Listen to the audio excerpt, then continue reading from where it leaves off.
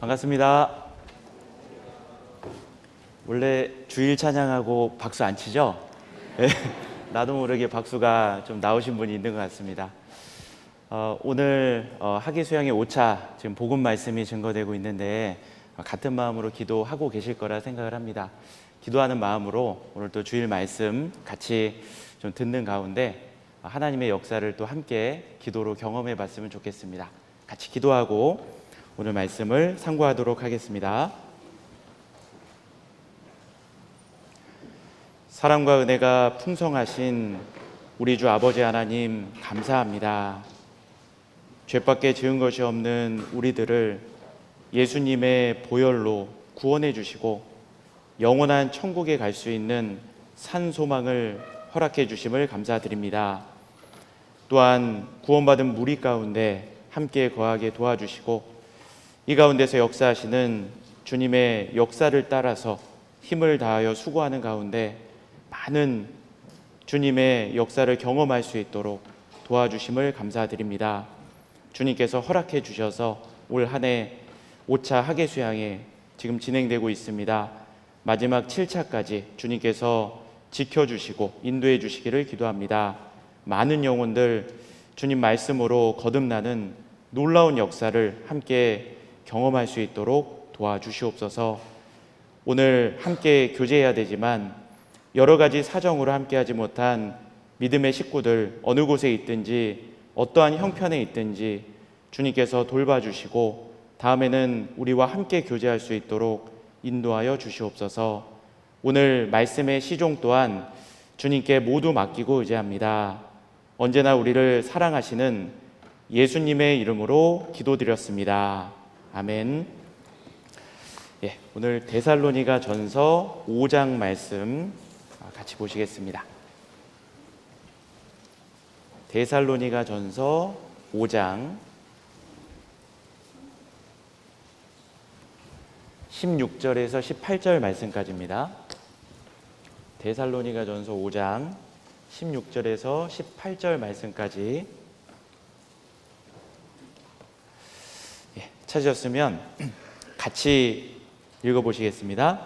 항상 기뻐하라, 쉬지 말고 기도하라, 범사에 감사하라.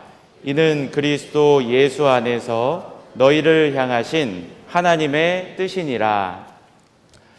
제 목소리 잘 들리시나요? 원래 제 목소리보다 더 멋있게 나오는 것 같아서 좀 당황스럽습니다. 방송이 너무 좋은 것 같은데요. 우리 수원교회 식구들 이렇게 뵈서 너무나 반갑습니다. 저는 95년도 8월 학예수양회 때 구원을 받고 신앙생활을 하다가요. 2010년도에 전도인의 부름을 받아서 서울중앙교회 잠시 있다가 경상도 울산으로 갔습니다. 그래서 울산에서 전도사 시절을 쭉 보내다가요. 그러다가 목사 안수를 받는 그 해에 울릉도에 들어가게 됐습니다. 그래서 울릉교회에서 3년 동안 있다가 2019년도에 이제 울릉도에서 나와서 이제 광주로 갔습니다. 지금 광주에서 4년째 있는데요. 이곳저곳을 또 돌아다니는 가운데 하나님의 그 많은 은혜와 또 사랑을 또 받고 여기까지 또 오게 됐습니다. 오늘은 또 이렇게 수원교회 식구들하고 말씀으로 교제하게 해주셔서 너무나 감사드리고요. 하나님의 말씀으로 서로 교훈받는 귀한 시간 되었으면 좋겠습니다. 우리가 읽었던 이 본문의 말씀은 굉장히 유명한 말씀이기 때문에 아마 다들 암송하고 계실 거라 생각을 합니다. 항상 기뻐하라, 쉬지 말고 기도하라, 범사에 감사하라. 이것은 우리를 향한 하나님의 뜻이라고 말씀하셨습니다. 이 데살로니가 전서는 사도 바울이 성령의 감동으로 데살로니가 교회에 있는 구원받은 성도들에게 보낸 편지죠. 여기에서 등장하는 이 모든 내용은 그래서 우리에게도 적용을 할 수 있는 겁니다. 우리도 구원받고 교회 안에 거하고 있는 성도들이기 때문에 여기에서 주어진 말씀들 우리에게도 적용할 수 있습니다. 우리에게도 하나님의 뜻은 항상 기뻐하고 또 쉬지 말고 기도하고 범사에 감사하는 것, 그런 삶을 살기를 주님께서 원하고 계십니다. 근데 우리가 항상 기쁜 상황만 있는 것은 아니죠. 여러 가지 어렵고 힘든 상황들도 우리에게 주어지는데 그럼에도 불구하고 여러 가지 어렵고 힘든 상황 속에서도 항상 기뻐할 수 있는 것은 우리 영혼의 구원을 받았기 때문이죠. 그래서 믿음의 결국 영혼의 구원을 받은 사람은 영광스러운 즐거움으로 기뻐한다 그랬습니다. 그래서 육신적으로는 힘들고 어려운 일이 주어지더라도 우리 영혼의 구원만 생각해 보면 마음속에 또 너무나 감사하고 기쁨이 올라오잖아요. 주님은 우리 영혼의 그 기쁨을 누리고 살기를 바라십니다. 그리고 그 기쁨 가운데 쉬지 말고 기도하는 삶을 살기를 바라시죠. 그래서 쉬지 말고 기도하라. 이것은 기도가 단순히 우리가 무릎을 꿇고 두 손을 모으고 눈을 감고 하는 그런 기도뿐만 아니라 일상생활 속에서 하나님과 소통하는 그 모든 것이 기도의 개념 속에 큰 개념 속에 포함된다는 것을 우리에게 알려주고 있습니다. 어떤 자세나 형식에 얽매이지 않고 언제나 하나님과 소통하는 그런 모습을 주님은 원하십니다. 사랑하는 사람하고는 계속 늘 연결되어 있길 원하는 것처럼 주님은 기도로 우리와 늘 연결되길 원하십니다. 그런 삶을 살아가면 범사에 감사하는 삶이 이루어질 겁니다. 기도하는 삶 가운데 하나님의 은혜와 능력을 경험하고 그리고 그 가운데서 감사하는 일들이 계속 생기겠죠. 그래서 범사에 감사하는 그런 삶을 살아가는 것이 이게 하나님의 우리를 향한 뜻입니다. 그 중에 오늘은 특별히 그 기도의 능력이라는 주제로 기도에 집중해서 한번 생각을 해보려고 합니다. 우리 이제 신앙생활을 하다 보면 계속 반복적으로 듣는 말씀 중에 신앙생활에 아주 기본이 되는 4가지 요소가 있다라고 말씀 많이 들었잖아요. 그래서 앞자를 따서 말, 기, 교, 전이라고 하는데 그 4가지가 뭐죠? 말씀, 기도, 교제, 전도. 이 4가지가 우리 신앙생활에 아주 기본이 되는 요소라고 이렇게 이야기를 합니다. 그런데 이 4가지 요소를 생각을 해보면 먼저 말씀과 기도는 우리 구원받은 그리스도인이 하나님과의 관계 속에서 필요한 거죠. 그래서 수직 관계 속에 이루어지는 겁니다. 하나님은 우리에게 말씀을 내려주시고 우리는 기도로 우리의 상황과 형편, 구하는 것을 하나님께 아뢰고 하나님과 소통하는 그런 수직적인 소통이 바로 말씀 생활과 기도 생활이죠. 그리고 교제 생활과 전도 생활은 수평적인 관계에서 이루어지는 일들입니다. 그래서 우리가 구원받고 이 세상을 살아가다 보면 두 부류의 사람을 만나게 되죠. 한 부류는 구원받은 그리스도인, 또 한 부류는 아직까지 구원받지 못한 이방인을 만나게 됩니다. 그 사람들과의 관계 속에서 구원받은 그리스도인과는 교제 생활이 필요하죠.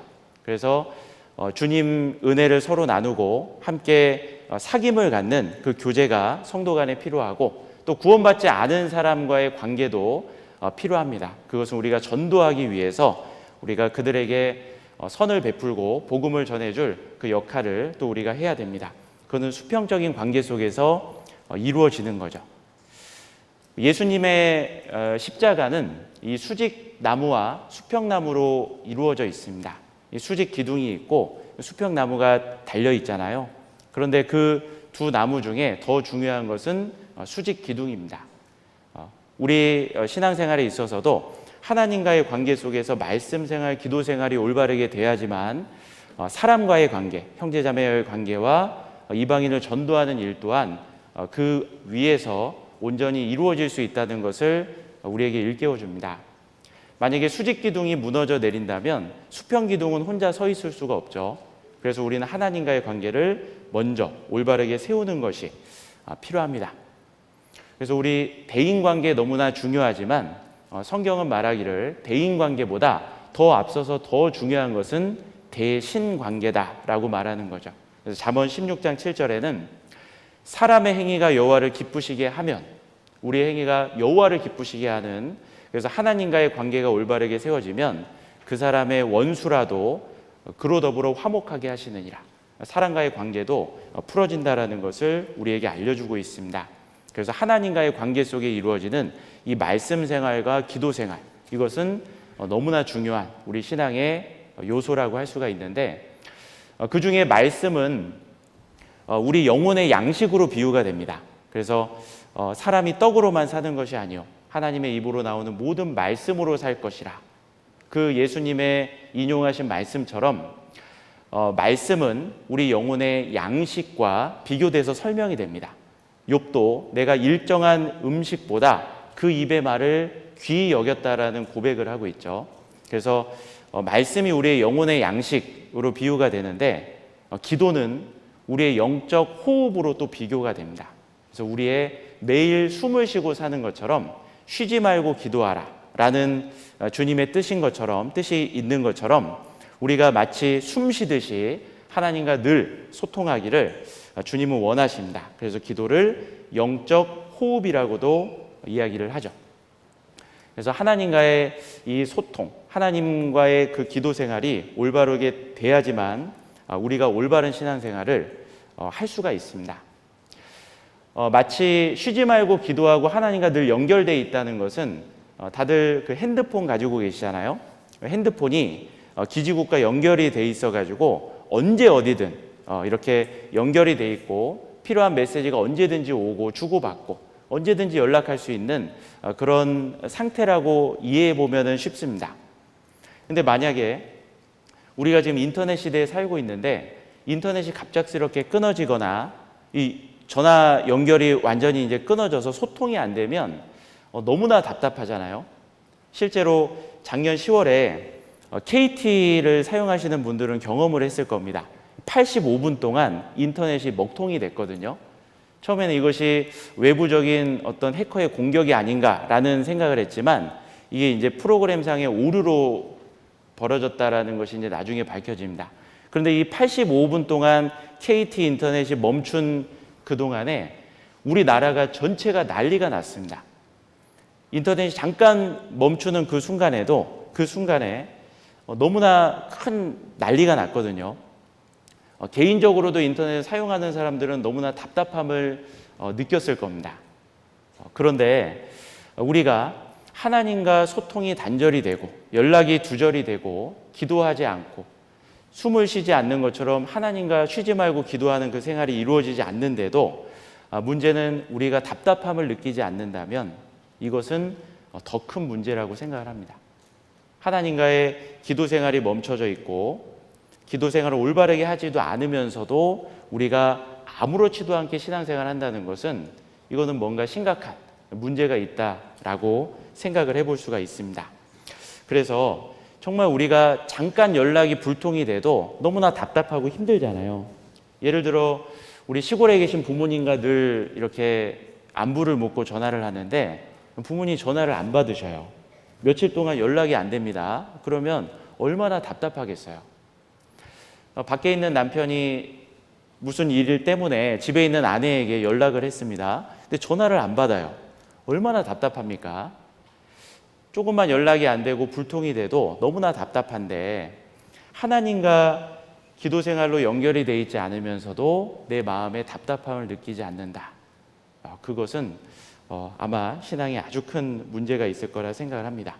기도 생활은 너무나 우리의 영적 호흡과 같은 중요한 문제고 또 우리 삶의 신앙의 성패를 좌우하는 중요한 키라고 생각을 할 수가 있습니다.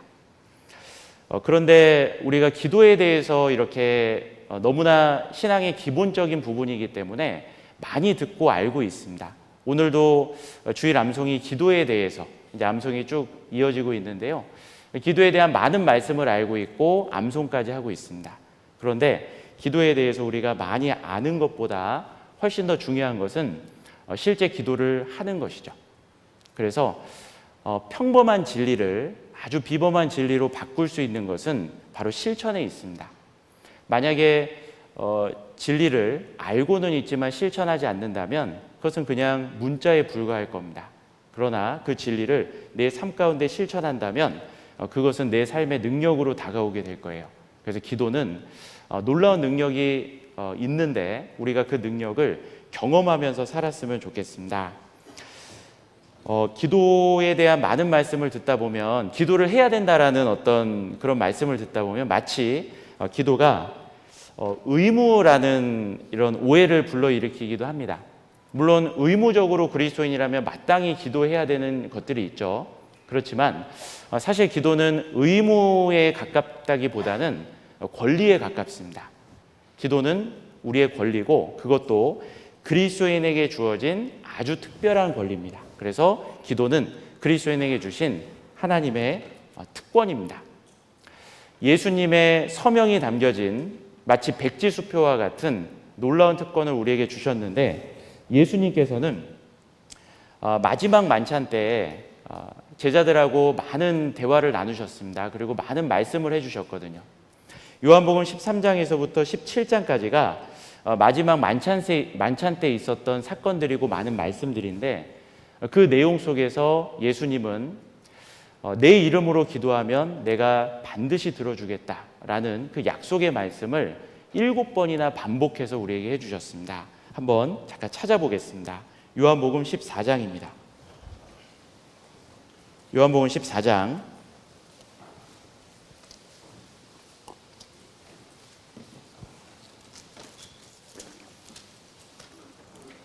요한복음 14장 예수님께서 말씀하신 기도의 놀라운 약속들입니다. 7번이나 반복하셨는데 14장 13절을 보겠습니다. 13절 같이 읽어보시겠습니다.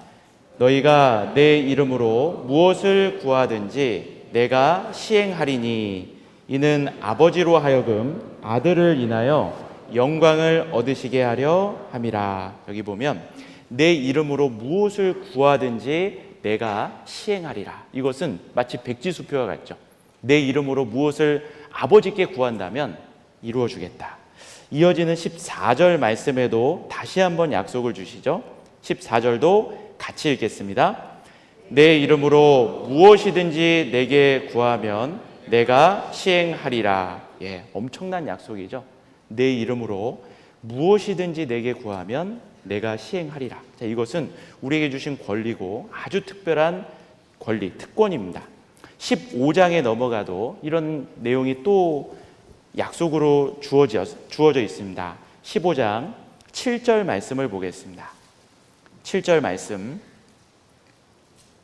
이 말씀도 같이 한번 읽어보겠습니다. 너희가 내 안에 거하고 내 말이 너희 안에 거하면 무엇이든지 원하는 대로 구하라. 그리하면 이루리라. 무엇이든지 원하는 대로 구하라. 그리하면 이루리라. 여기 16절 말씀도 한번 같이 읽겠습니다. 너희가 나를 택한 것이 아니요 내가 너희를 택하여 세웠나니 이는 너희로 가서 과실을 맺게 하고 또 너희 과실이 항상 있게 하여 내 이름으로 아버지께 무엇을 구하든지 다 받게 하려 함이니라. 내 이름으로 아버지께 무엇을 구하든지 다 받게 하려 함이니라. 예수님 너무나 반복적으로 우리에게 말씀해 주고 있죠. 16장으로도 가보시면요. 16장 23절입니다. 23절도 같이 읽겠습니다. 그 날에는 너희가 아무것도 내게 묻지 아니하리라. 내가 진실로 진실로 너희에게 이르노니 너희가 무엇이든지 아버지께 구하는 것을 내 이름으로 주시리라. 또 약속이 있죠. 그리고 이어지는 24절, 6번째 또 등장하고 있습니다. 24절도 같이 읽겠습니다. 지금까지는 너희가 내 이름으로 아무것도 구하지 아니하였으나 구하라. 그리하면 받으리니 너희 기쁨이 충만하리라. 구하라. 그리하면 받으리니. 약속이 주어져 있습니다. 그리고 26절도 같이 읽겠습니다. 그날에 너희가 내 이름으로 구할 것이요 내가 너희를 위하여 아버지께 구하겠다는 말이 아니니. 여기 보면 그날에 너희가 내 이름으로 구할 것이요. 주님은 내 이름으로 구하라. 그리하면 내 아버지께서 이루어 주신다라는 약속의 말씀을 백지수표와 같은 기도의 약속을 7번이나 반복해서 우리에게 해주셨습니다. 그리고 주님은 이런 약속을 해주시고 이런 백지수표를 주시면서 우리에게 마음껏 사용하라고 하신 거예요. 기도는 의무의 개념보다 권리고 엄청난 특권입니다. 그리고 주님은 우리가 기도하기를 바라고 계시고 그리고 우리의 기도를 들어주려고 기다리고 계십니다. 시편 116편 말씀 한번 찾아보겠습니다.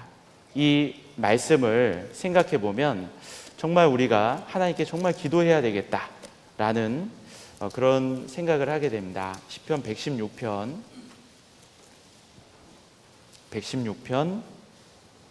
1절 2절 말씀을 보겠습니다. 시편 116편 1절을 제가 읽겠습니다. 여호와께서 내 음성과 내 간구를 들으심으로 내가 저를 사랑하는도다. 2절은 같이 읽겠습니다. 그 귀를 내게 기울이셨으므로 내가 평생에 기도하리로다.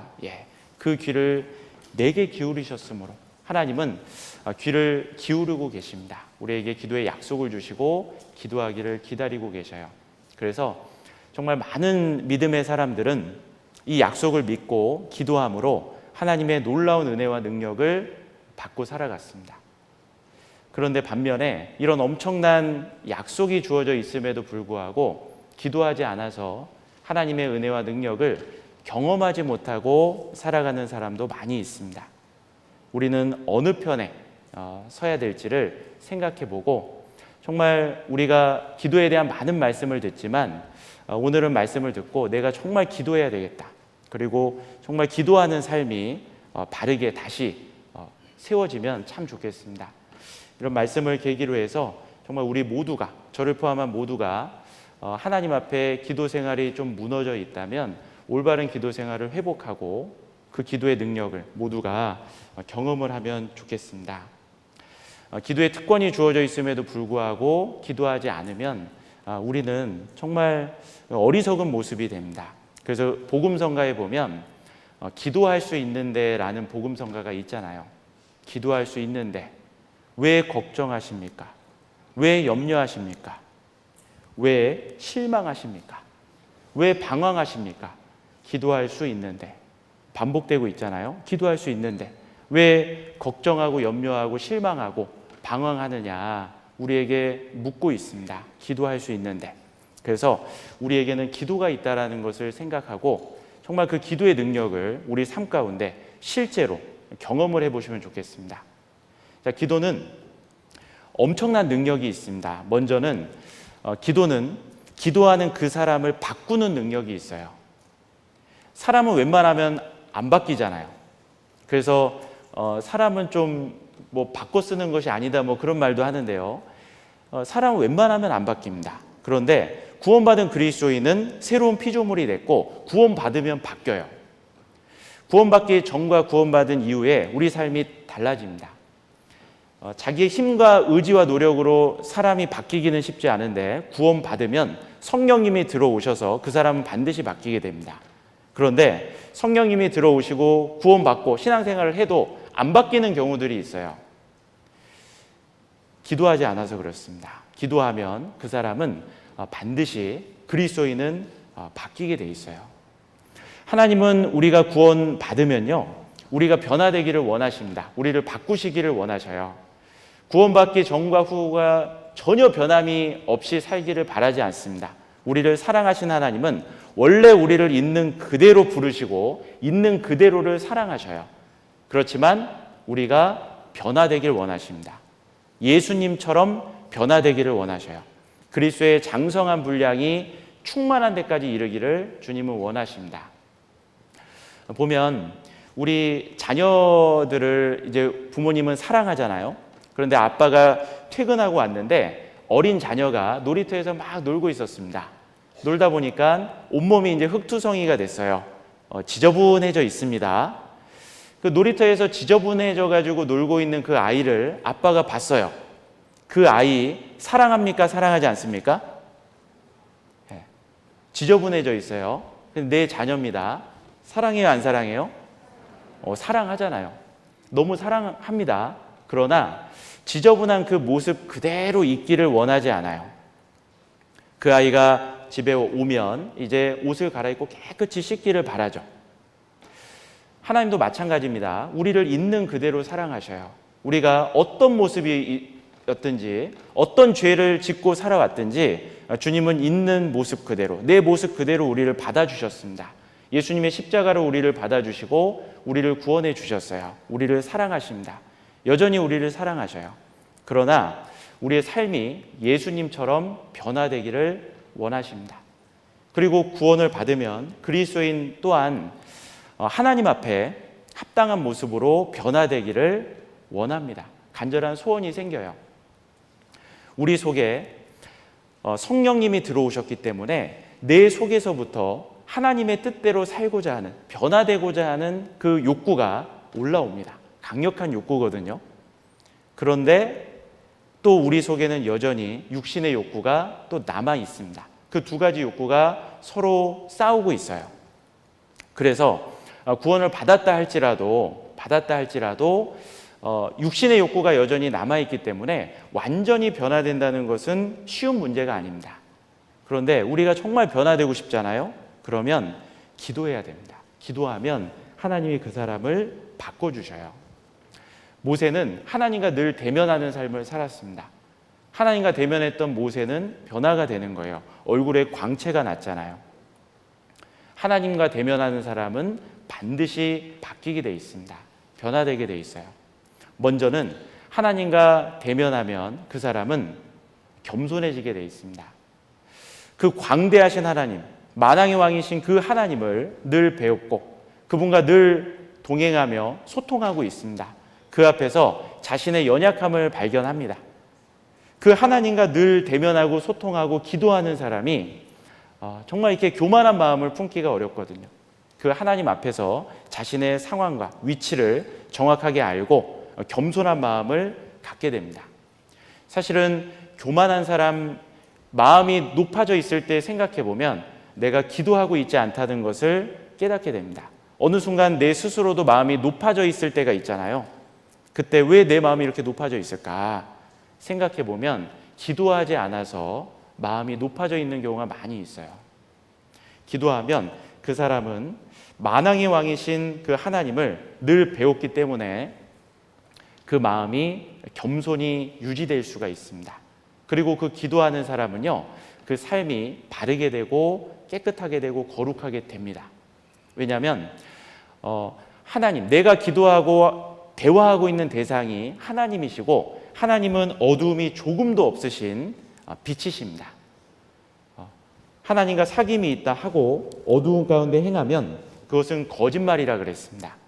그래서 빛 가운데서 내 어두움이 드러나고 내 잘못된 모습들이 드러나기 때문에 그것을 기도하는 가운데 발견하게 되고 고치고자 하는 마음이 생기고 점점점 하나님의 뜻대로 빛 가운데 거룩하게 사는 삶이 이루어집니다. 시편 139편 한번 보겠습니다. 시편 139편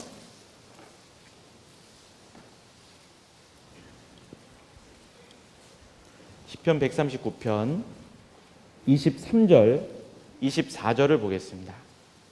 23절 24절. 자, 이 말씀은 같이 읽어보겠습니다. 하나님이여 나를 살피사 내 마음을 아시며 나를 시험하사 내 뜻을 아옵소서. 내게 무슨 악한 행위가 있나 보시고 나를 영원한 길로 인도하소서. 기도하면 하나님이 나를 살펴주셔요. 그리고 내게 무슨 악한 행위가 있는지 그 빛 가운데 드러나게 됩니다. 그리고 늘 기도를 하면서 죄 짓기는 쉽지 않습니다. 기도하면서 죄를 짓는다는 것은 불가능에 가깝죠. 빛과 어두움이 함께 할 수 없는 것처럼 기도하는 가운데 죄와 함께 할 수 없는 겁니다. 그러면 우리가 쉬지 말고 기도하는 삶을 살아간다면 그의 삶은 점점 주님이 빛 가운데 거하시는 것처럼 우리도 빛 가운데 행하게 됩니다. 잘못된 육신의 욕구가 올라올 수는 있겠지만 그것이 힘을 발휘하지 못하고 우리가 제어하고 이겨나갈 수가 있는 거예요. 그리고 기도하면 마음 가운데 염려보다는 평강이 찾아오는 겁니다. 우리는 살아가다 보면 많은 염려할 거리들이 생깁니다. 염려가 찾아오면요, 내 마음이 마치 요동치는 바다 물결처럼 막 마음의 평강이 사라져요. 평강이 깨져버린다 그러죠. 그리고 이걸 어떻게 해야 되지 당황스러워하고 어찌할 바를 알지 못하는 그런 상황으로 이제 들어갑니다. 그런데 우리가 기도하고 주님을 계속 만나면요, 그 마음의 평강을 유지할 수가 있어요. 그 성남파도를 잔잔케 하신 그 예수님의 모습처럼 우리의 요동치는 염려의 마음을 잔잔케 해주시는 그 주님의 능력이 있습니다. 우리에게 평강을 갖게 해주셔요. 빌립보서 4장 말씀 한번 찾아보겠습니다. 빌립보서 4장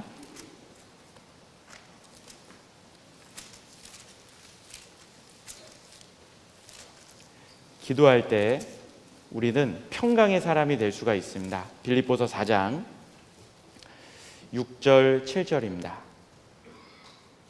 빌립보서 4장 6절 7절 말씀 같이 한번 읽어보겠습니다. 아무것도 염려하지 말고 오직 모든 일에 기도와 간구로 너희 구할 것을 감사함으로 하나님께 아뢰라.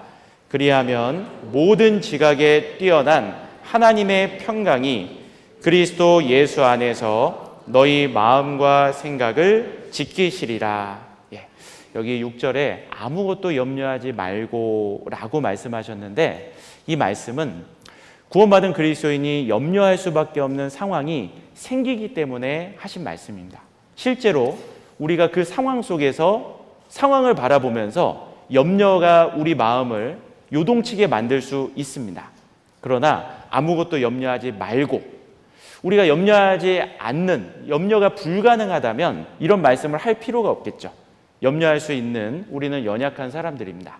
그런데 그런 염려할 수 있는 상황이 찾아온다 할지라도 아무것도 염려하지 말고, 그 염려하지 말고 대신에 기도하라 말씀하십니다. 오직 모든 일에 기도와 간구로 너희 구할 것을 감사함으로 하나님께 아뢰라. 감사함으로 하나님께 아뢰는다는 것은 기도하는 그 상황 속에서 염려될 만한 상황이 다 사라져버리는 건 아니지만 감사함으로 기도한다는 것은 믿음으로 기도한다는 걸 말하는 거예요. 주님께서 반드시 풀어주실 거다. 그 주님을 믿음으로 내가 염려되는 모든 상황을, 너희 염려를 주께 맡겨버리라. 주님께 맡기고 의지하고 기도를 하면요, 그러면 마음속에 평강이 찾아옵니다. 모든 지각에 뛰어난 하나님의 평강이 그리스도 예수 안에서 너희 마음과 생각을 지키시리라. 내가 염려될 수밖에 없는 상황 속에서 기도하면 상황이 갑작스럽게 바뀌는 게 아니에요. 모든 상황이 기도하니까 갑작스럽게 해결되는 건 아닙니다. 여전히 문제는 그대로 놓여져 있어요. 내 앞에 놓여진 문제는 그대로 있지만 기도하는 자신이 바뀌는 겁니다. 어떻게 바뀌냐면 요동치던 마음이 평강이 찾아오는 거예요. 모든 지각에 뛰어난 하나님의 평강이 그리스도 예수 안에서 너희 마음과 생각을 지키시리라.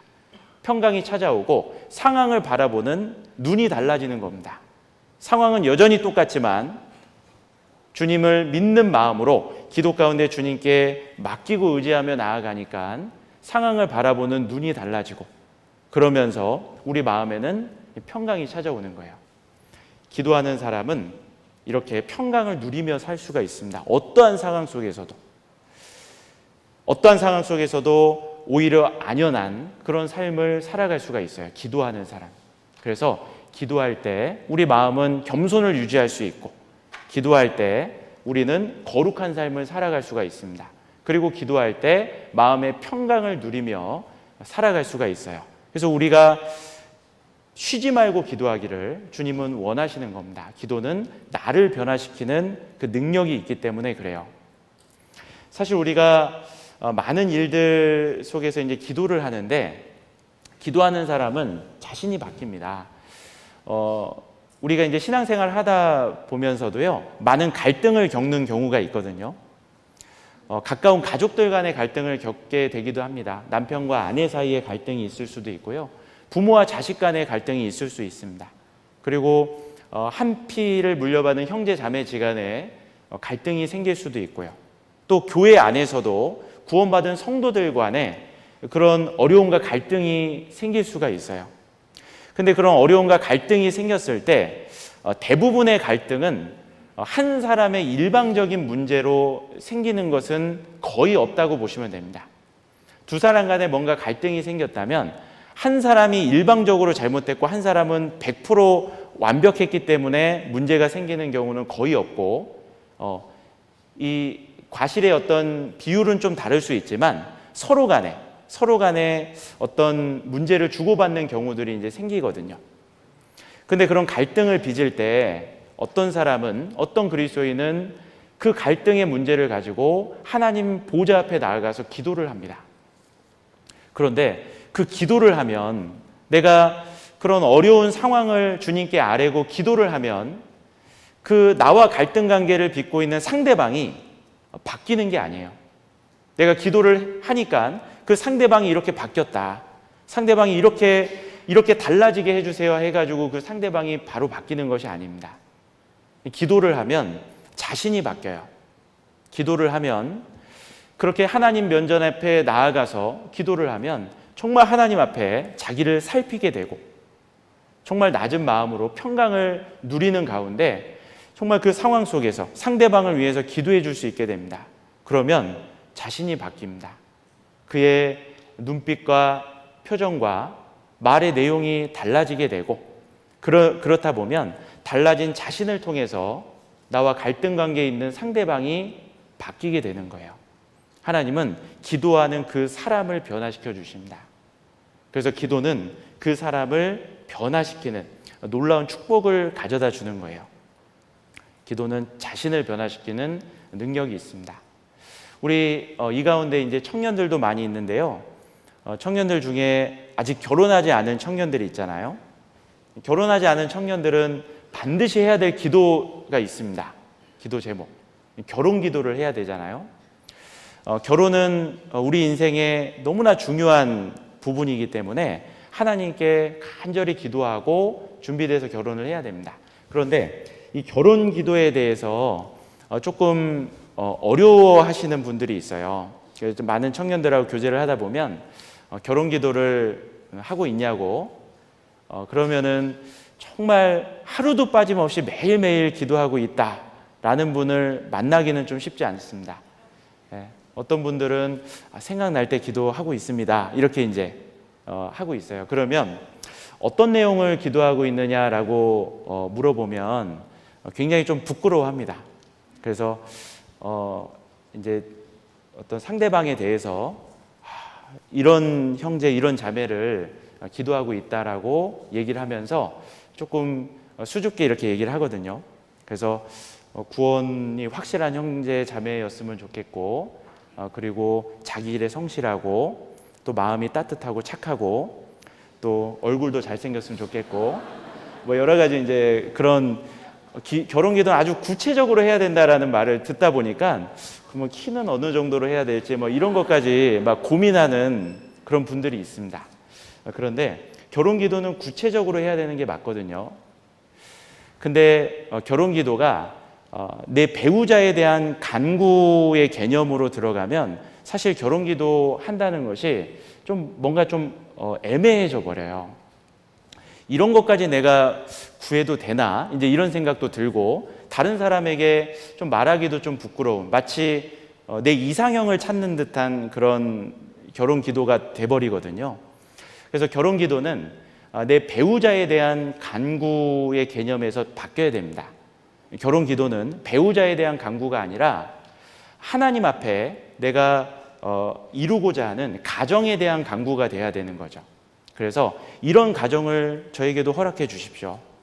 결혼해서 주님 앞에 이렇게 살고 싶습니다 하는 마음으로 구체적으로 기도를 해야지. 그래서 결혼하면 어떤 가정을 이루고 싶은지 하나님 앞에 기도 가운데 그려보고, 이런 가정을 저에게도 허락해 달라고.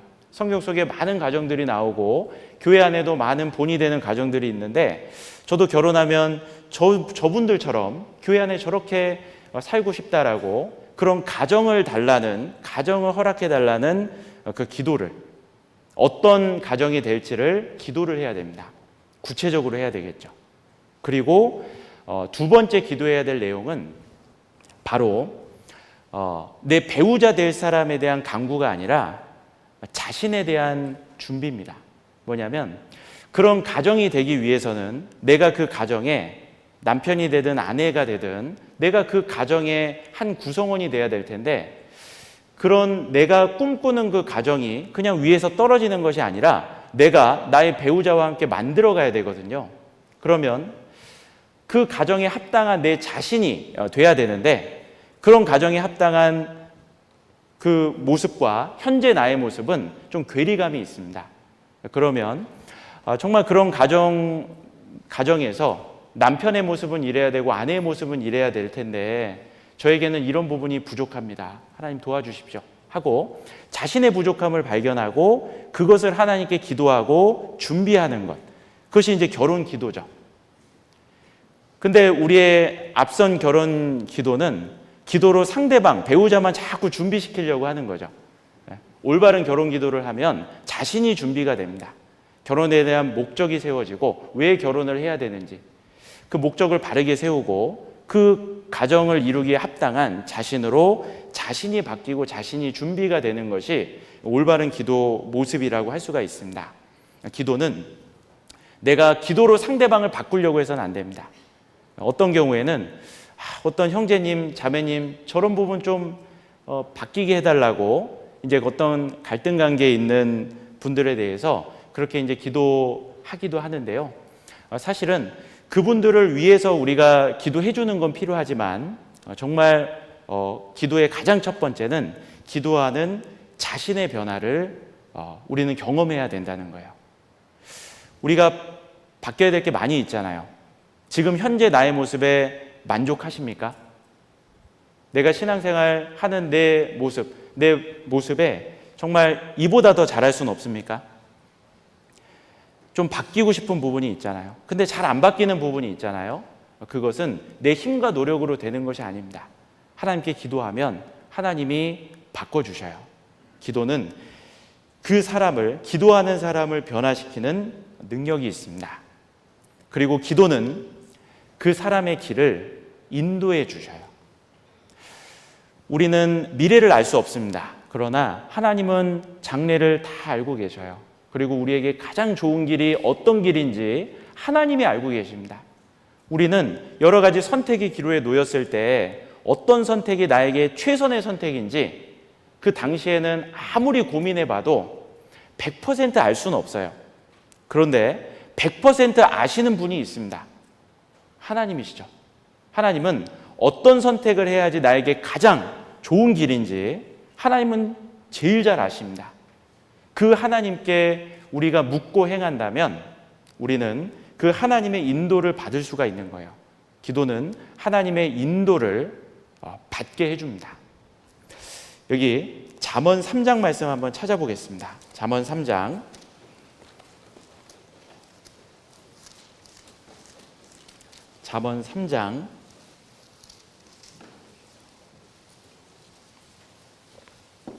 5절 6절 말씀입니다. 잠언 3장 5절 6절 말씀 같이 한번 읽어보시겠습니다. 너는 마음을 다하여 여호와를 의뢰하고 내 명철을 의지하지 말라. 너는 범사의 그를 인정하라. 그리하면 내 길을 지도하시리라. 그리하면 내 길을 지도하시리라. 그리하면이라고 말씀하셨죠. 앞부분을 한다면 내 길을 지도해 주시겠다는 거예요. 아무 사람의 길이나 지도해 주는 것이 아니라 마음을 다하여 여호와를 의뢰하고 자신의 명철을 의지하지 않고 범사에 그를 인정하는 그 사람의 길을 지도해 주시겠다는 겁니다. 아무 사람이나 주님의 인도하심을 받는 것이 아닙니다. 기도하는 사람, 마음을 다하여 여호와를 의뢰하고 내 명철을 의지하지 않는 것, 범사의 그를 인정하는 것, 이것을 한 단어로 요약하면 기도가 될 겁니다. 기도. 내 자신의 명철을 의지하지 않고 하나님께 맡기고 의지하는 그 사람, 기도하는 그 사람의 길을 하나님은 내 길을 지도하시리라. 그 택할 길을 저에게 가르치시리로다. 우리의 길을, 우리의 걸음을 모든 것을 아시는 그 하나님께서 인도해 주시겠다는 약속입니다. 그래서 기도할 때 우리는 가장 좋은 선택을 할 수가 있어요. 그래서 무슨 일을 하기 전에, 어떤 선택을 하기 전에 우리는 먼저 기도해야 됩니다. 그것을 영어 문장으로 제가 지어봤는데 No Amen, No Action. 다 알파벳 A로 시작하잖아요. 아멘은 기도할 때 마지막에 우리가 아멘 하잖아요. 그것은 그렇게 될 거라고 제가 믿습니다. 그렇게 되기를 소망합니다. 라는 의미거든요. 그래서 No Amen, 기도하지 않으면 No Action, 실행하지 않는다.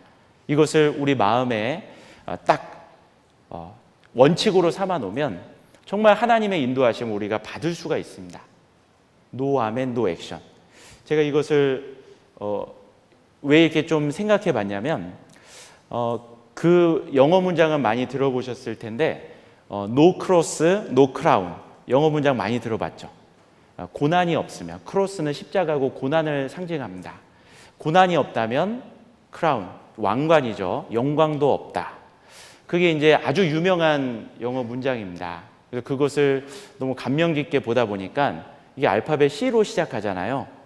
분명히 A로 시작하는 것도 만들 수 있고 B로도 시작하는 것도 만들 수 있어서 우리 신앙의 기본기를 한번 생각해 보면 좋겠다 해가지고요. 이렇게 쭉 찾아보고 고민하다가 A는 말씀드린 대로 No Amen, No Action. 기도하지 않으면 실행하지 않겠다. 원칙으로 삼고 알파벳 B로 시작하는 것도 만들면 좋겠잖아요. 그래서 쭉 보다가 No Bible, No Bread. 그래서 말씀을 읽지 않으면 밥을 먹지 않겠다. 예. 그래서 사람이 떡으로만 사는 것이 아니요 하나님의 입으로 나오는 말씀으로 산다라는 그 말씀이 있잖아요. 그래서 말씀을 먹지 않고 내 육의 양식을 채우기 전에 영의 양식을 먼저 채워야 된다라는 신앙의 기본의 원칙을 세워서 알파벳 A, B, C로 한번 생각해 봤습니다. 기억하기 좋잖아요. A, B, C로. 그래서 기억하기 좋게 한번 만들어 봤는데 한 번은 제가 요 알파벳 A, B, C 신앙의 이제 기본에 대한 부분을 광주교회에 이제 봉사에 모임할 때 말씀 시간에 좀 언급을 했습니다. 그리고 이제 내려갔는데 봉사의 말씀이 끝나고 간증 시간이 됐는데 첫 번째 간증하러 나오신 분이 이제 오랜 해외 선교 사역을 마치고 귀국해서 광주로 발령받으신 목사님이 간증하기 위해서 앞에 나왔습니다. 그리고 자기를 소개하는데 오늘 말씀을 듣다가 저를 한번 이렇게 소개해 보고 싶습니다 하면서 그분이 자기 이름을 이렇게 소개했습니다. 노 예수, 노 철환. 그분이요 이름이 철환이거든요. 근데 성이 노십니다. 그래서 노 예수, 노 철환. 예수님 없이는 철환도 없다. 이렇게 이제 말씀하셨는데 제가 그 센스에 너무나 놀랬고 그리고 노 씨가 그렇게 부러웠던 적이 없습니다. 네. 그래서 저는 이 씨 성에 만족을 했었는데 내가 노 씨였다면 나도 저렇게 할 수 있었을 텐데 하는 아쉬움이 있었는데 여기 노 씨의 성을 가지신 분들은 참 감사하겠습니다. 어쨌든 우리의 기도 생활의 원칙 중에 No Amen, No Action. 그래서 삶의 우선순위에 먼저 기도하고 실행한다라는 그 원칙을 세울 때 하나님의 인도하심을 받을 수가 있습니다. 실제로 성경에 보면 기도하지 않고 선택을 해버리는 가운데 실수했던 내용들이 많이 나와 있어요. 그 중에 하나가 여호수아도 그런 실수를 했잖아요. 여호수아 잠깐 보겠습니다. 여호수아 9장입니다. 여호수아 9장.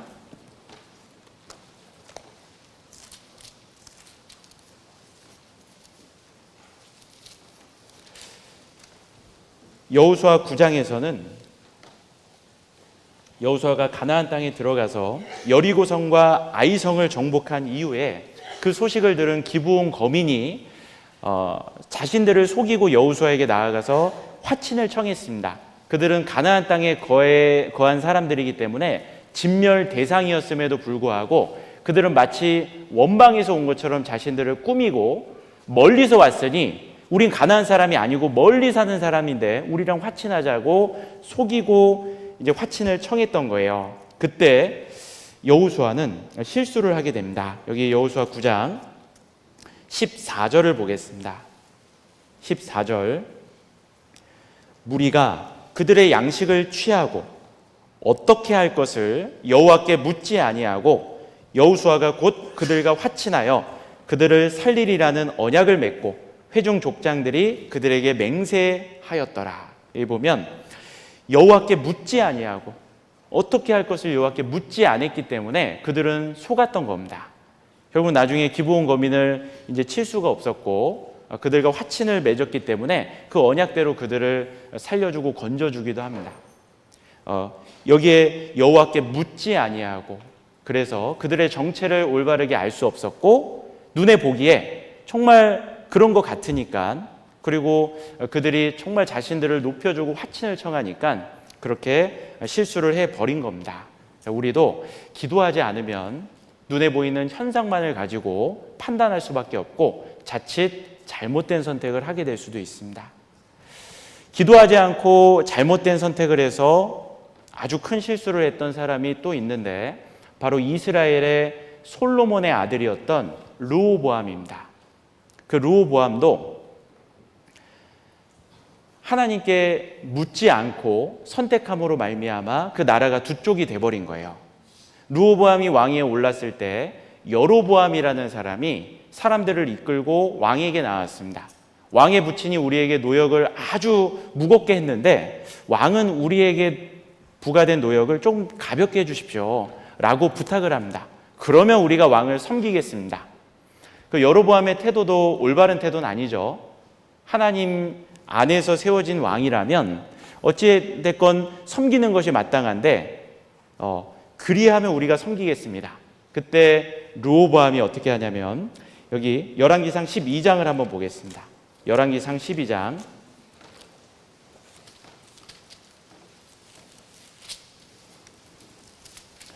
열왕기상 12장 5절입니다. 5절 같이 읽겠습니다. 르호보암이 대답하되 갔다가 3일 후에 다시 내게로 오라 하매 백성이 가니라. 3일 동안의 시간을 벌었습니다. 이거는 아주 지혜로운 선택이라고 할 수 있어요. 무슨 중요한 문제를 당장에 결정하기보다는 시간을 두고 결정하는 것이 아주 지혜롭죠. 그런데 3일이라는 시간 동안에 르호보암은 어떻게 하냐면 그 부친 솔로몬과 함께 있었던 그 노인들에게 물어봅니다. 그 노인들은 지혜로운 답변을 해줍니다. 백성들을 섬기십시오. 섬김의 리더십으로 나아가면 백성들이 왕을 진정으로 존경하고 섬겨줄 겁니다. 아주 지혜로운 대답이었어요. 역시 솔로몬과 함께 있었던 사람들과 같습니다. 그런데 르호보암은 그것이 마음에 들지 않은 겁니다. 그래서 자기와 함께 자라난 소년들에게 또 가가지고 물어봅니다. 너희는 어떻게 대답하면 좋겠냐? 그랬더니 아주 강력한 통치 리더십을 발휘하라고 얘기를 하죠. 그래서 이제 더 강력하게 그들을 본때를 보여줘야 됩니다 라고 이야기를 합니다. 르호보암은 결국 안타깝게도 노인의 교도를 버리고 자기와 함께 자라난 소년들의 그 의견을 받아가지고 아주 악하게 얘기를 했거든요.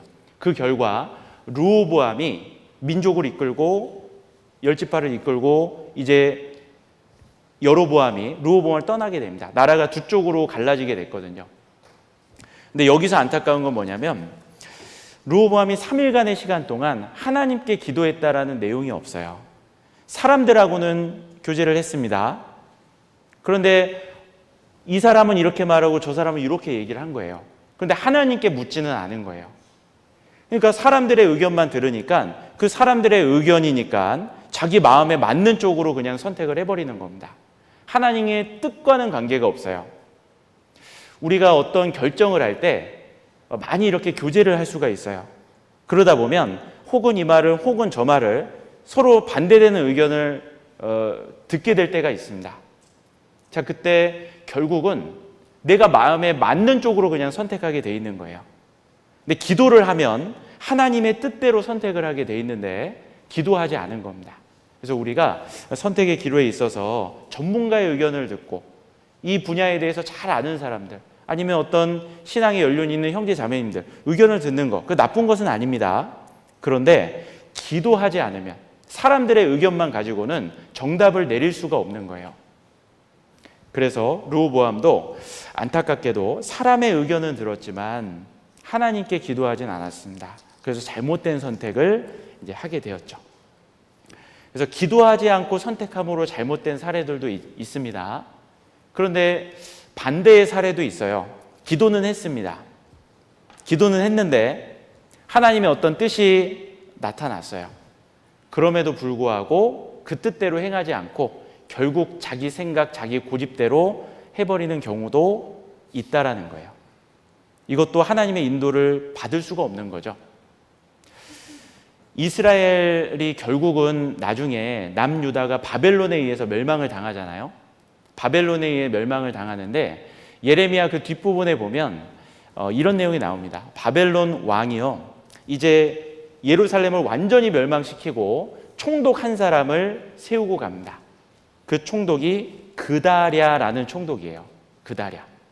자, 그 총독을 세워놓고 갔는데 이제 그다랴는 이제 바벨론에서 세워진 총독이니까 친바벨론 판 거예요.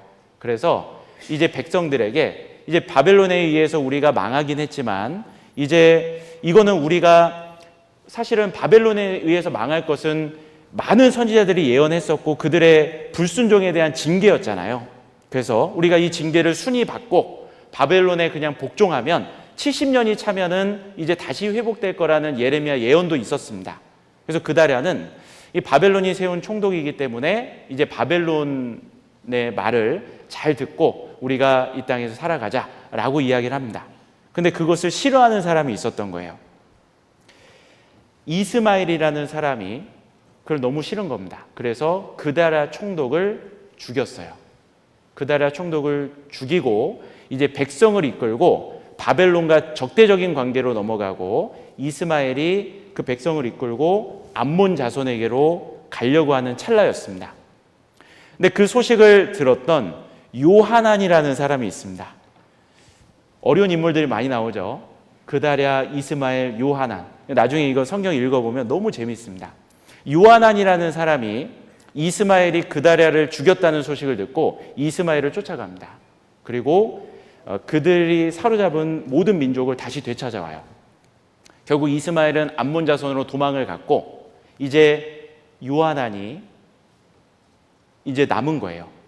근데 요하난 입장에서는 바벨론에서 총독으로 세웠던 그다랴가 이제 죽임을 당했잖아요. 그래서 바벨론이 무서운 겁니다. 바벨론이 세운 총독이 죽었으니까 무서운 거예요. 그래서 요하난이 애굽으로 피신해야 되겠다 이런 생각을 갖게 된 거예요. 애굽으로 피신하자. 그런데 애굽으로 피신하는 게 과연 맞나? 라는 생각이 들어서 예레미야 선지자를 찾아갑니다. 그리고 예레미야에게 가서 우리가 어떻게 하면 좋겠습니까? 라고 물어보거든요. 자, 예레미야 42장을 한번 보겠습니다. 예레미야 42장.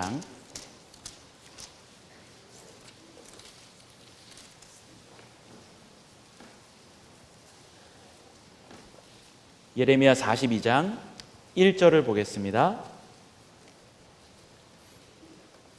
예레미야 42장 1절에 이에 모든 군대의 장관과 가레야의 아들 요하난과 호사야의 아들 여사냐와 백성의 작은 자로부터 큰 자까지 다 나와 선지자 예레미야에게 이르되, 이제 예레미야에게 나왔습니다. 이 요하난을 중심으로 한 사람들이 원래 애굽으로 가려고 하는 그 마음이 있었는데 이거 과연 맞을까라는 마음으로 예레미야를 찾아와서 묻게 돼요. 어떻게 묻냐면 5절 6절입니다. 5절 6절 같이 한번 읽어보겠습니다. 그들이 예레미야에게 이르되 우리가 당신의 하나님 여호와께서 당신을 보내사 우리에게 이르시는 모든 말씀대로 행하리이다. 여호와는 우리 중에 진실무망한 증인이 되시옵소서. 우리가 당신을 우리 하나님 여호와께 보냄은 그의 목소리가 우리에게 좋고 좋지 아니함을 물론하고 청종하려 함이라. 우리가 우리 하나님 여호와의 목소리를 청종하면 우리에게 복이 있으리이다. 예, 아주 멋지게 얘기하죠. 우리에게 그 뜻을 알려주십시오. 그대로 하겠습니다. 그대로 하면 우리가 복받을 거 우리가 알고 있습니다.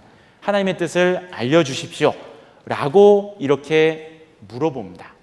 근데 하나님의 뜻이 나왔어요. 하나님의 뜻은 뭐냐면 애굽으로 내려가지 말고 이 땅에 거하고 바벨론을 섬겨라. 이것이 하나님의 뜻이었습니다. 그런데 요하나는 처음부터 애굽으로 내려가는 마음을 결정하고 나왔던 거예요. 근데 자기 생각과 다른 하나님의 뜻이 나오니까요, 그대로 순종하지 않은 겁니다. 여기 예레미야가 하나님의 뜻을 받들어서 그들에게 예언을 하는데 19절을 보겠습니다. 19절. 유다의 남은 자들아, 여호와께서 너희 일로 하신 말씀에 너희는 애굽으로 가지 말라 하셨고 나도 오늘날 너희에게 경계한 것을 너희는 분명히 알라. 하나님의 뜻은 분명했습니다. 애굽으로 가지 마라. 이 땅에서 바벨론을 섬겨라. 그것이 하나님의 뜻이었는데 20절에 보면 너희가 나를 너희 하나님 여호와께 보내며 이르기를 우리를 위하여 우리 하나님 여호와께 기도하고 우리 하나님 여호와께서 말씀하신 대로 우리에게 구하라. 우리가 이를 행하리라 하여 너희 마음을 속였느니라. 그들의 마음은 이미 결정된 상태로 갔던 거예요. 그리고 그들은 5절 6절처럼 정말 속이는 말로 하나님의 뜻만 알려주십시오. 제가 순종하겠습니다. 라고 얘기했는데 자기 생각과 다른 기도 결과가 나오니까 거기에 순종하지 않는 겁니다. 결국은 43장 2절 보면요. 43장 2절에 호사야의 아들 아사랴와 가레야의 아들 요하난과 및 모든 교만한 자가 예레미야에게 말하여 가로되 내가 거짓을 말하는도다. 우리 하나님 여호와께서는 너희는 애굽에 거하려고 그리로 가지 말라고 너를 보내어 말하게 하지 아니하셨느니라. 그거 하나님의 뜻이 아니다. 예레미야 너가 거짓말하는 거다 하면서 그걸 도무지 받아들이지 않고 결국은 애굽으로 내려가 버립니다. 자, 보면 우리가 마치 하나님의 뜻을 구하는 것처럼 나오지만 마음속에 이미 결정을 해놓고 자기 뜻과 맞지 않는 어떤 결과가 나오면, 선택지가 나오면 그 하나님의 뜻이 아니라고 하면서 결국은 자기 생각대로 자기가 정한 대로 행하는 그런 모습, 그 모습도 합당하지 않고 하나님의 인도하심을 받을 수가 없습니다. 그런데 올바른 것은요, 하나님께 먼저 기도하고 하나님의 응답이 나오면 그 응답에 그대로 하나님의 뜻이라 여기고 순종할 때 그러면 하나님의 인도하심을 100% 받게 됩니다. 그런 사람이 있었습니다. 성경에 보면 언제나 하나님께 물어봤고 그리고 하나님이 대답해 주시는 그대로 순종해서 하나님의 인도함을 받았던 사람이 있어요. 대표적인 사람 누굴까요? 네, 바로 다윗이었습니다. 하나님의 마음에 합한 사람 다윗. 그래서 다윗의 성경에 나온 기록들을 읽어보면 반복적으로 표현되는 말씀이 뭐냐면 다윗이 여호와께 묻자와 가로되, 다윗이 여호와께 물어 가로되, 하나님께 물어봤다는 표현이 반복적으로 나옵니다. 다윗은 어떠한 상황들 속에서 물어봤고 그리고 그대로 행했는지 생각을 해보면 우리 또한 어떠한 상황 속에서든 하나님께 묻고 행할 것을 또 교훈받아 볼 수 있거든요. 여기 사무엘상 23장을 한번 보겠습니다. 사무엘상 23장. 자, 다윗은 노 아멘, 노 액션이 완전히 체득화된 사람이에요. 그의 삶 가운데 정말 항상 하나님께 묻고 하나님 뜻대로 행한 사람입니다. 사무엘상 23장. 자, 2절부터 보겠습니다. 1절부터 보겠습니다. 1절에 보면 이때는 다윗이 사울 왕에게 쫓겨다니고 있는 상황이었거든요.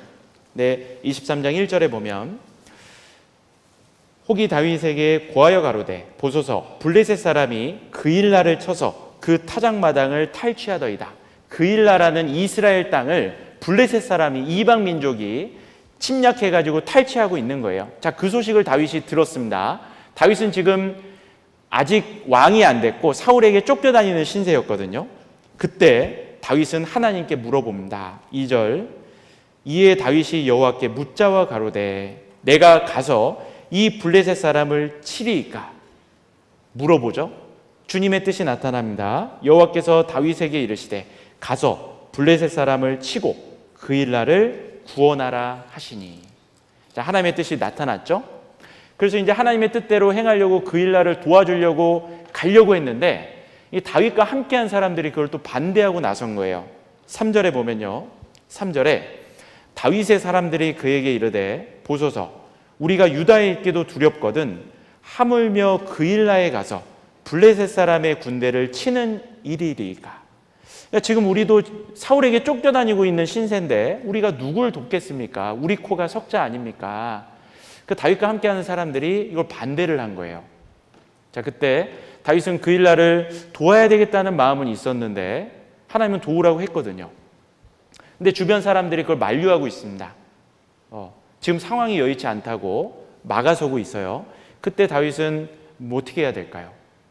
또 기도합니다. 4절 보면 다윗이 여호와께 다시 묻자온대 여호와께서 대답하여 가라사대 일어나 그 일나로 내려가라 내가 블레셋 사람을 내 손에 붙이리라 하신지라. 또 가라는 하나님의 뜻이 나타납니다. 그리고 결국 가는 거예요. 다윗은 자기 생각대로 한 게 아닙니다. 주변 사람들의 의견대로 행한 것도 아니에요. 오직 하나님의 뜻대로 행한 거죠. 하나님의 뜻이 제일 중요한 겁니다.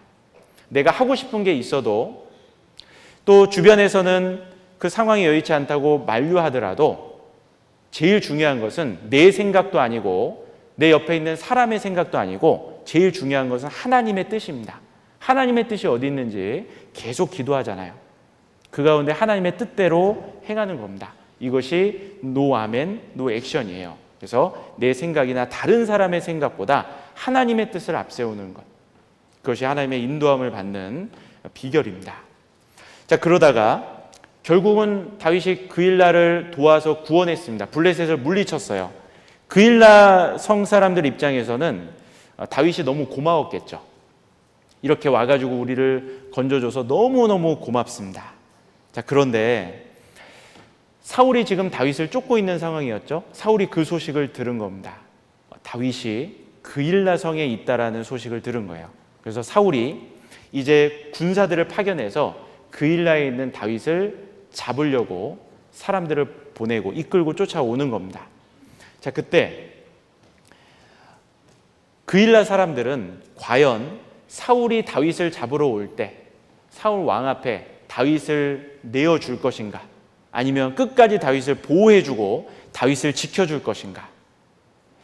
다윗의 은혜를 입었던 그 일라 사람들이 그렇게 쉽게 다윗을 배반하고 왕이 다윗을 잡으러 왔다 그래서 다윗을 그냥 내어주는 것, 그것을 좀 생각하긴 쉽지 않고 다윗 입장에서도 내가 도와줬는데 이들이 나를 보호해 줄 거다 하고 그들을 의지할 수도 있었을 겁니다.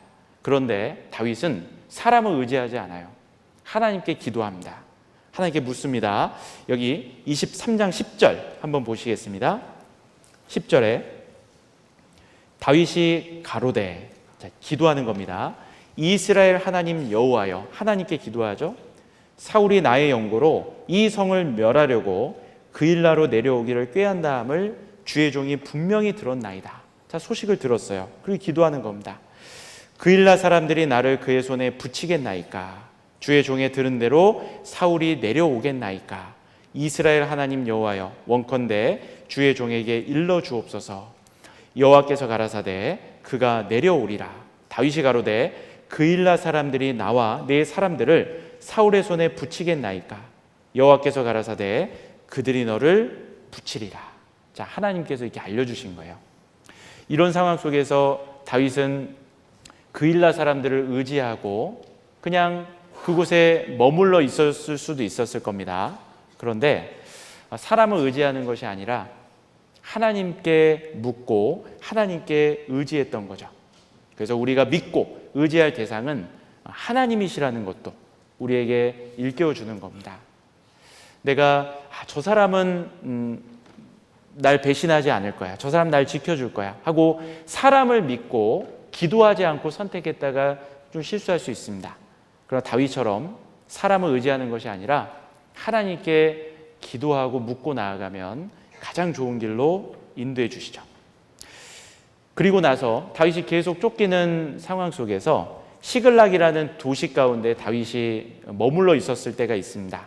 그런데 다윗과 군사들이 전투에 참여하려 했다가 돌아오는 그 사이에 시글락에 그 사람들의 아내와 자녀들이 있었거든요. 재물들이 있었는데 아말렉 사람들이 몽땅 다 탈취해서 가버린 거예요. 포로로. 자, 그 군대가 다윗과 함께한 용사들이 돌아와서 보니까 이제 자기의 처자식이 다 사로잡혀 간 겁니다. 아말렉에 의해서. 그래서 너무너무 원통하고 분한 거예요. 그러다 보니까 그 사람들도 너무나 원통하니까 그 대장이었던 다윗에게 원망의 화살을 딱 돌립니다. 그리고 다윗을 막 죽이자라고 얘기를 하는 거예요. 자, 그 아주 긴박한 그 상황 속에서 다윗은 하나님께 기도합니다. 여기 사무엘상 30장을 보겠습니다. 사무엘상 30장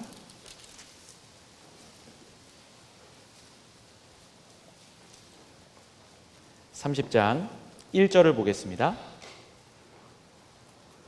다윗과 그의 사람들이 제3일에 시글락에 이를 때에 아말렉 사람들이 이미 남방과 시글락을 침노하였는데 그들이 시글락을 쳐서 불사르고 거기 있는 대소 여인들을 하나도 죽이지 아니하고 다 사로잡아 끌고 자기 길을 갔더라. 그래서 완전히 침략을 당하고 포로로 사로잡혀 갑니다. 자, 그때 사람들은 너무 원통하고 슬퍼서 이제 다윗을 죽이자고 얘기를 하는데 6절에 보면 백성이 각기 자녀들을 위하여 마음이 슬퍼서 다윗을 돌로 치자 하니 다윗이 크게 군급하였으나 그 하나님 여호와를 힘입고 용기를 얻었더라. 그래서 다윗은 그 어려운 순간에도 하나님께 기도합니다. 아주 절망적인 상황에서 하나님께 기도합니다. 8절 보시면요. 다윗이 여호와께 묻자와 가로되 내가 이 군대를 쫓아가면 미치겠나이까? 여호와께서 대답하시되 쫓아가라. 내가 반드시 미치고 정령도로 찾으리라. 하나님께 묻습니다. 그 순간에도, 가장 긴급한 그 순간에도 하나님께 묻고 행하는 거예요. 우리가 너무나 당황스러운 일을 겪으면요, 막 그런 말을 하죠. 기도도 안 된다라는 표현을 쓰기도 합니다. 기도도 잘 안 나온다고. 정말 우리가 그런 순간에 하나님께 의지하고 정신을 차리고 기도하기는 또 쉽지 않을 때도 있습니다. 그러나 다윗은 크게 궁급하였으나 절체절명의 그 위기의 순간 앞에서도 하나님께 기도하고 하나님께 부르짖습니다. 그리고 어려운 순간에, 그 어려운 순간일수록, 위급한 순간에 행동으로 먼저 막 앞서기보다는 하나님께 기도하고 나아갔던 거죠. 그리고 하나님의 인도하심을 받을 수 있었던 겁니다. 그리고 결국은 쫓아가서 모두 다 또 되찾아오는 그 일도 있었습니다. 자, 그러다가 이제 사울이 나중에 이제 죽게 됩니다. 자기를 죽이려고 했던 사울이 죽고, 그리고 다윗이 이제 이스라엘의 왕으로 추대되는 상황이에요. 이제 모든 위기는 끝나고 평탄한 시기가 도래했습니다. 자, 그때 다윗이 그 모든 위기가 끝나고 평탄할 때도 다윗은 하나하나 하나님께 묻고 나아갑니다. 여기 사무엘하 2장을 한번 보시죠. 사무엘하 2장에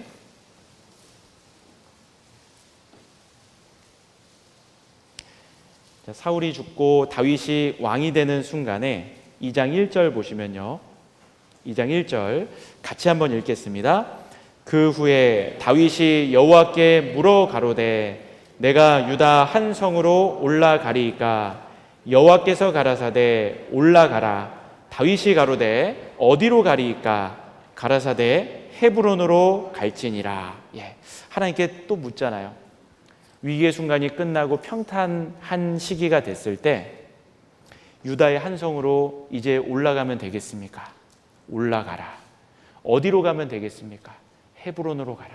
자, 하나님의 일일이 묻고 지시하심을 받고 움직입니다. 우리는 어떤 때는요, 정말 위기의 순간에 하나님께 막 간절히 기도할 때가 있습니다. 근데 그 위기가 끝나고 평탄한 시기가 찾아오면요, 오히려 기도를 또 안 하는 경우도 있어요. 평탄할 때는 그냥 내 생각과 내 방법대로 그냥 해버릴 때도 있습니다. 그런데 다윗은 정말 위기의 순간이나 평탄할 때나 하나님께 늘 기도하고 행하는 것이 삶의 완전한 습관으로 자리 잡은 거예요. 그 삶의 원칙, 노 아멘 노 액션입니다. 그 가운데 하나님의 인도를 계속 받잖아요. 그리고 이제 왕이 됐을 때 또 이런 일이 있습니다. 블레셋. 그 당시에는 다윗의 최대의 정적은 블레셋이었습니다. 그 블레셋이 쳐들어오는 거예요. 그때 다윗은 용맹한 장군이고 아주 전쟁을 많이 치러본 노련한 군사였지만 늘 하나님께 묻습니다. 그리고 똑같은 상황이 반복돼도 물어봐요. 여기 사무엘하 5장을 한번 보시겠습니다. 사무엘하 5장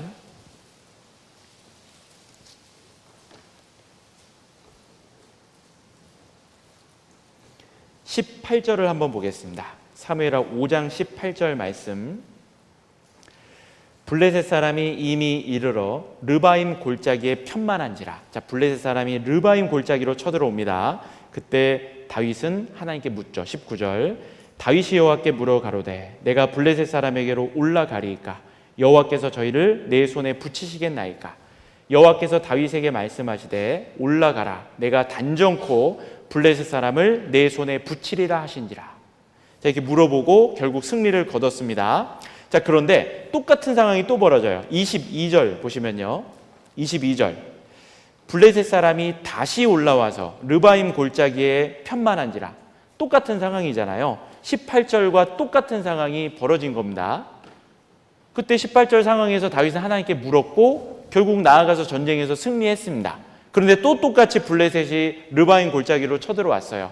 저번이랑 똑같네. 그러면 그대로 또 나가서 싸우면 되잖아요. 근데 다윗은 똑같은 상황에도 또 물어봅니다. 23절. 다윗이 여호와께 묻자온대 가라사대 올라가지 말고 저희 뒤로 돌아서 뽕나무 숲을 맞은편에서 저희를 엄습하되 뽕나무 꼭대기에서 걸음 걷는 소리가 들리거든 곧 동작하라. 그때 여호와가 내 앞서 나아가서 블레셋 군대를 치리라 하신지라. 또 물어보잖아요. 같은 상황인데. 근데 이때는 또 하나님이 다른 작전을 또 알려주십니다.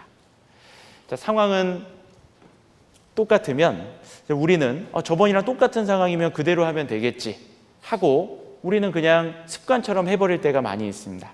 근데 다윗의 습관은 뭐냐면 늘 묻고 행하는 게 습관인 거예요. 그냥 똑같은 상황에서 똑같은 일을 해버리는 게 아니라 같은 상황이 반복될지라도 또 물어봅니다. 이번에 하나님의 뜻이 어디 있는지. 우리는 무슨 일을 할 때 그때 이렇게 했으니까 이번에도 이렇게 하면 되겠지 하고 기도 없이 해버리는 경우가 있습니다. 그런데 다윗은 그때는 이러했지만 이번에 하나님의 뜻이 어떤지 또 물어보는 거예요. 다윗이 왜 하나님의 마음에 합한 사람이 됐고 이스라엘의 가장 존경받는 왕이 될 수 있었느냐면 바로 이렇게 하나님께 늘 묻고 하나님이 말씀하시는 그대로 행했기 때문에 하나님의 인도하심을 받고 아주 훌륭한 신앙인이 됐고 왕이 될 수 있었던 겁니다. 우리도 하나님의 인도하심을 받으려면 이렇게 노 아멘 노 액션이 우리의 삶의 원칙이 되고 하나님의 인도하심을 그래서 받을 수 있다라는 겁니다. 그래서 기도는 하나님의 인도하심을 받게 해주는 놀라운 능력입니다. 그리고 기도는 우리가 기도할 때 하나님의 능력을 경험할 수 있습니다. 자, 우리는 능력이 없지만 하나님에겐 능력이 있습니다. 우리는 그 하나님의 능력을 경험해야 되거든요. 우리 힘으로 하는 것이 아니라 하나님의 능력으로 해야 됩니다. 그 하나님의 능력을 경험하기 위해서는 우리는 기도해야 됩니다. 우리 힘으로 할 수 없는 것들이 너무나 많이 있습니다. 근데 그 모든 것들을 우리가 할 수 있는 것은 주님의 능력이라면 할 수 있어요. 보면 기도한다는 것은요, 하나님 앞에 자신의 연약함을 인정하고 하나님을 의지한다는 가장 강력한 표현이 기도하는 겁니다. 어떤 사람이 기도하겠습니까? 자신의 연약함을 아는 사람이 기도합니다. 어떤 사람이 기도하겠습니까? 하나님의 능력을 믿는 사람이 기도합니다. 그래서 기도하는 사람의 마음에는 이런 마음이 깔려 있는 거예요. 하나님, 저는 할 수 없습니다. 자신의 연약함을 알고 있는 겁니다. 그런데 하나님께 왜 기도합니까? 하나님은 하실 수 있습니다. 하나님의 능력을 믿으니까 기도하는 거죠. 그 사람에게 하나님은 능력을 나타내 보여주시는 거예요. 역대하 16장을 찾아보겠습니다. 역대하 16장.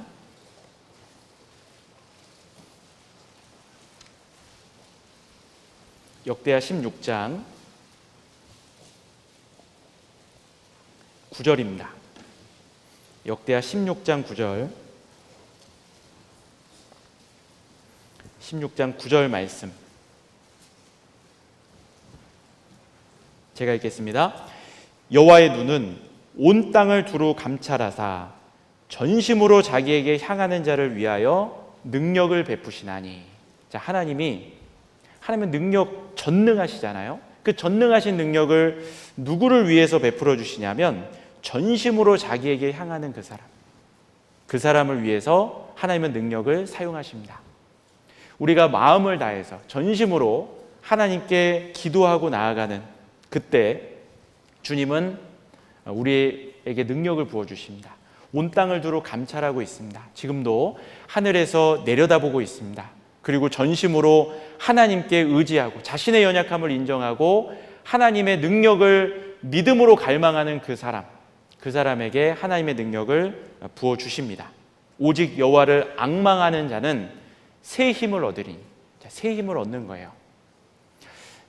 이스라엘 땅에 많은 전쟁들이 있었습니다. 이스라엘의 전쟁은 자기 힘으로 싸우는 전쟁이 아닙니다.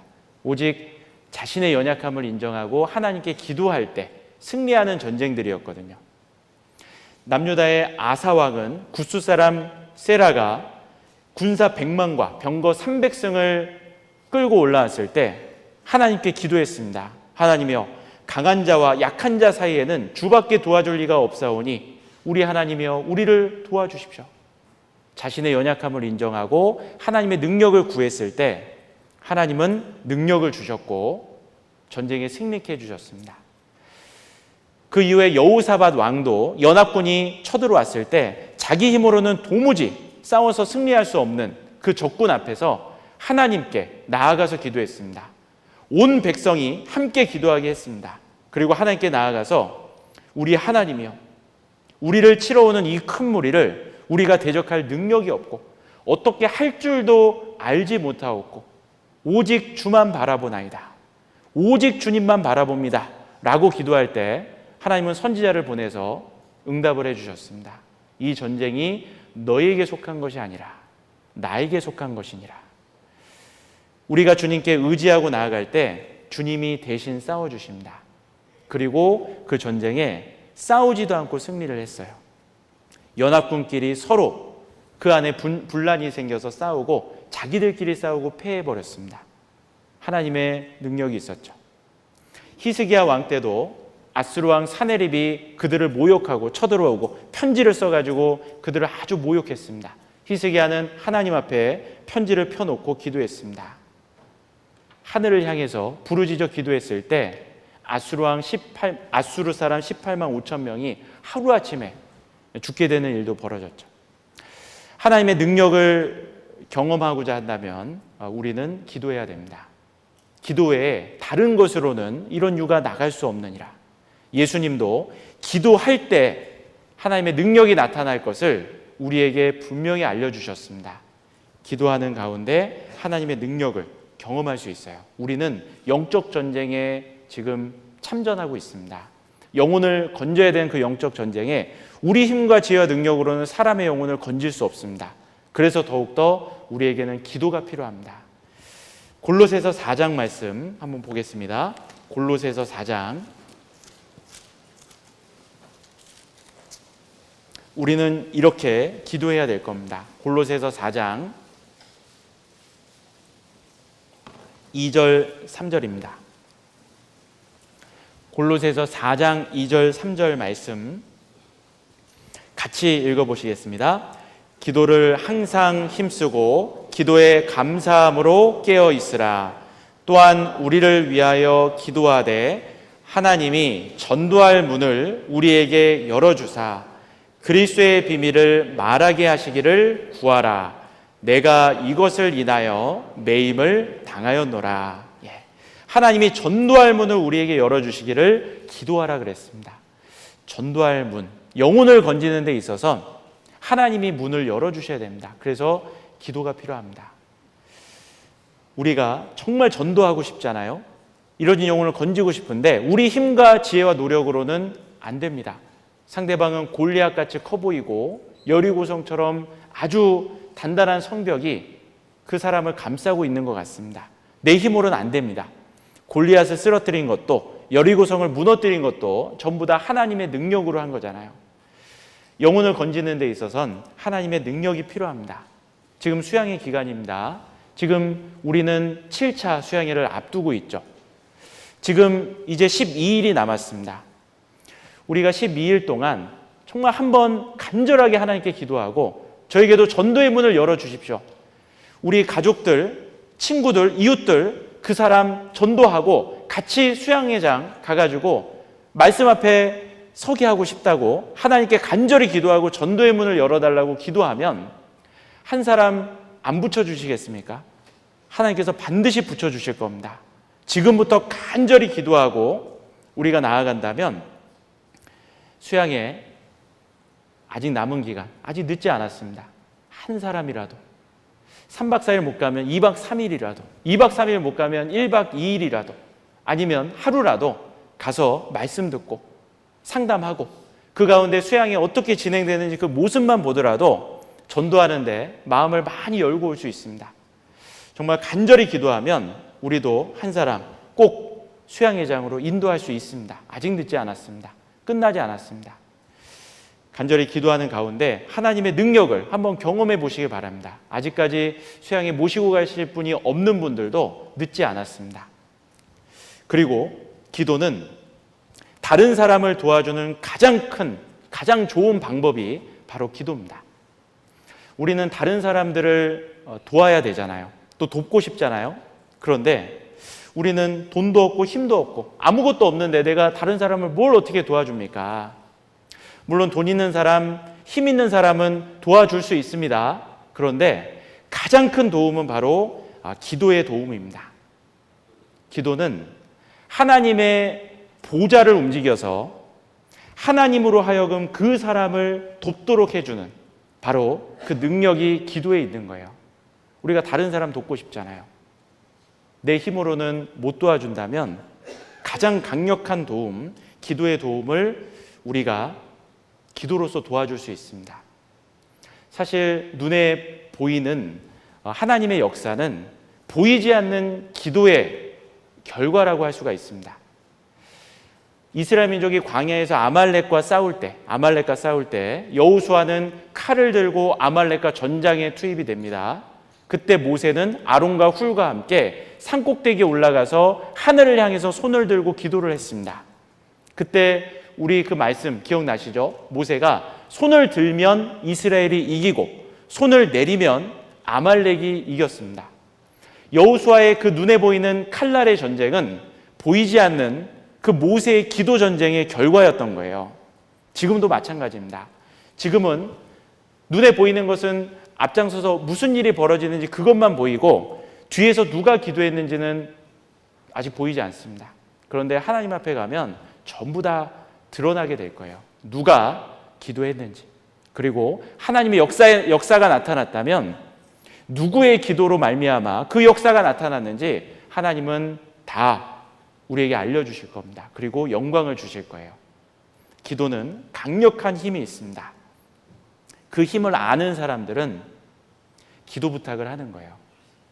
다니엘도 어려운 위기의 순간에 세 친구에게 달려가서 기도 부탁을 했습니다. 에스더도 자기 민족을 위해서 왕 앞에 나아가기 전에 모르드게와 유대인들에게 기도 부탁을 했습니다. 바울도 서신서 곳곳마다 나를 위해서 좀 기도해 달라고 기도 부탁을 했습니다. 기도의 능력을 아는 사람, 기도 부탁을 합니다. 그리고 기도의 능력을 아는 사람, 기도로 돕습니다. 자, 우리가 이번에 수양의 기간에 너무나 안타깝게도 코로나가 확산되는 바람에 부득이하게 참여를 못하시는 분들도 생기게 됐습니다. 그러나 그분들은 부득이하게 참석 못한다고 수양회와 전혀 관계없는 게 아닙니다. 기도로 도울 수가 있습니다. 기도로 도울 수 있어요. 전장에 나가서 싸운 자의 분깃이나 소유물 곁에서 소유물을 지킨 자의 분깃이나 같이 분배하라고 성경은 말씀하고 있습니다. 우리가 수양회장 가서 땀을 흘리면서 봉사를 하고 전도의 현장에서 함께하는 그분들에 대한 하나님의 상급도 있을 겁니다. 그러나 보이지 않게 남아서 하나님께 간절히 기도하고 하나님께 기도로 도왔던 그 모든 성도님들에게 주시는 은혜와 상급도 분명히 있습니다. 남아서 정말 간절히 기도하는 그 기도로 말미암아 수양회장이 더 큰 복음의 역사가 일어날 수 있습니다. 우리가 기도로 돕는 겁니다. 그래서 기도에는 큰 능력이 있습니다. 나를 변화시키는 능력이 있고, 그리고 우리의 길을 인도받는 그 능력이 있고, 하나님의 능력을 받게 해주고, 그리고 다른 사람을 돕는 가장 좋은 힘이 되는, 가장 큰 힘이 되는 것이 바로 기도입니다. 우리가 기도에 대해서 아는 것 중요하지만 이제 실제 우리가 기도를 해야 됩니다. 정말 내가 지금까지 나의 무너진 골방을 다시 일으켜 세워서 하나님 앞에 정말 기도의 사람으로 나아가서 하나님의 능력을 많이 경험해 봤으면 좋겠습니다. 같이 기도하고 마치겠습니다.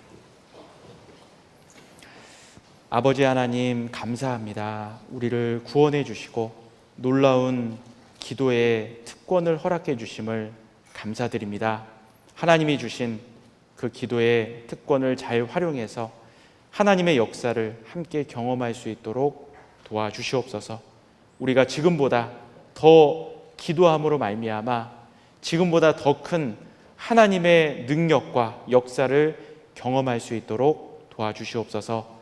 수양회가 한창 5차 수양회 진행 중에 있습니다. 귀한 영혼들 구원받을 수 있도록 도와주시고 다가오는 중고등부 수양회 또 7차 학예 수양회까지 주님의 선한 인도하심 가운데 능력을 나타내 보여주시기를 기도합니다.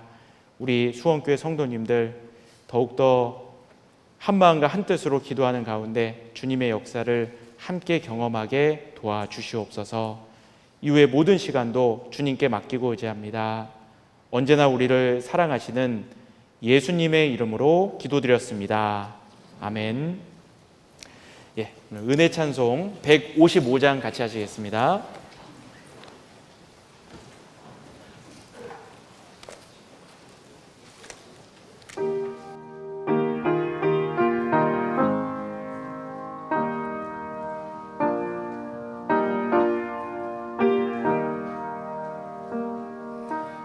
오늘 집을 나서기 전 기도했나요?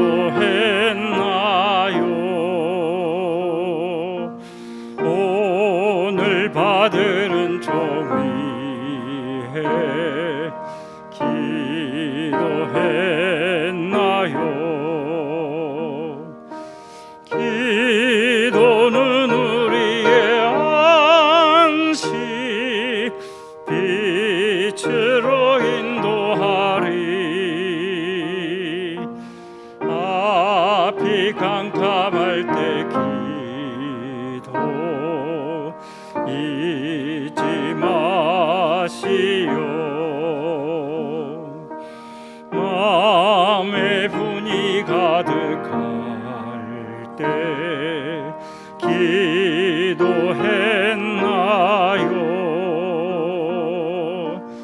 나의 앞길 막는 친구 용서했나요? 기도는 우리의 안식 빛으로 인도하리. 앞이 캄캄할 때 기도 잊지 마시오. 어려운 시험 닥칠 때 기도했나요? 주가 함께 당하시면 늘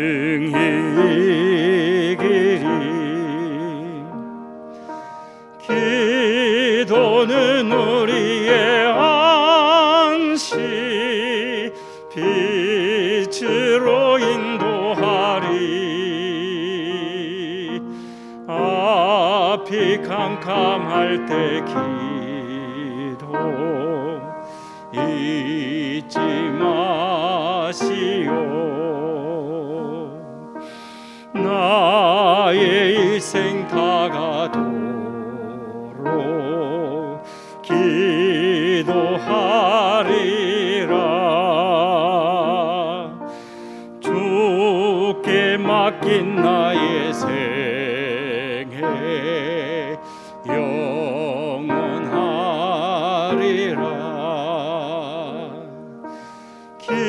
기도는 우리의 안식 빛으로 인도하리.